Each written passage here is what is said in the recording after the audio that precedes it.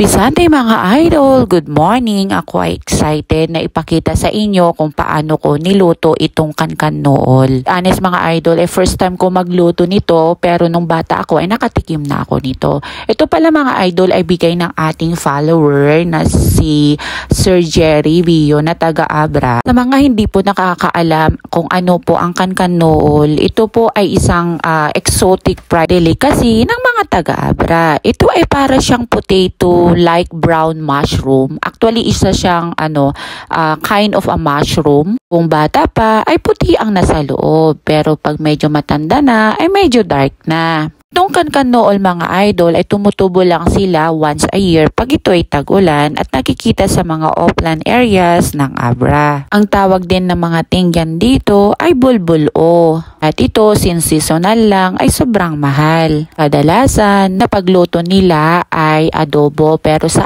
akin ay gagawin kong special na dinengdeng. Dito pala mga idol ay nakboil na ako ng water. Nilagay ko na rin yung sibuyas at saka yung luya.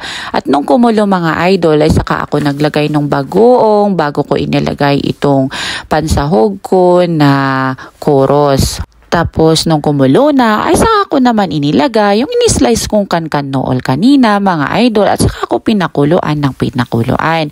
Bago ko naman inilagay itong enoki mushroom natin.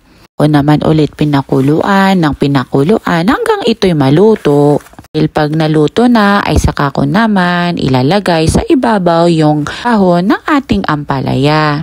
Si Idol Jerry mga idol ay hindi ko kilala, isa lang siya sa ating follower.